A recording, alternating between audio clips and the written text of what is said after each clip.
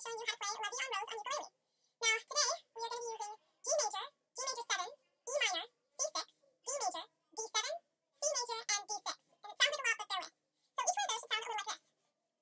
G major, G major 7, E minor, C6, D major, D7, C, and D6.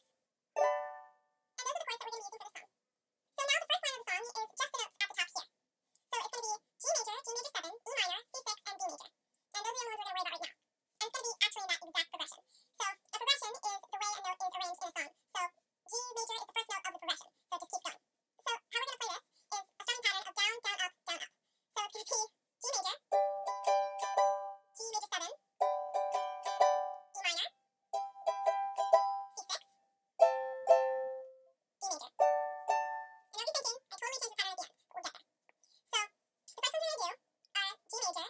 So, it's going to go down, down, up, down, G major 6, G major 7, E minor, and here's where the strumming pattern changes. So, we're going to do C6 in only 2 downstrokes. And we're going to do D major in 2 downstrokes.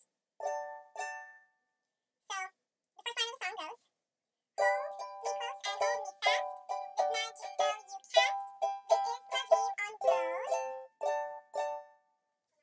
Okay, so the second line of the song should just about go D major, D7, D major, G, I think D major, back to G, C6, so we'll get to that part later.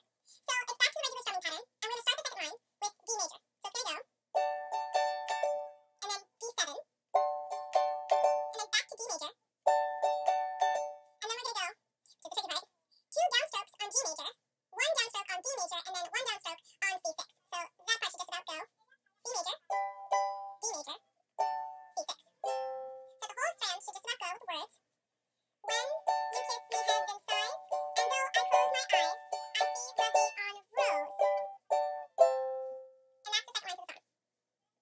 Okay, so the third line of the song should be just about the first line, except for the last note. So it's going to go G major, G major 7, E minor, but instead of using C6, we're going to use C major. So it's back to the regular strumming pattern, so it should go G major,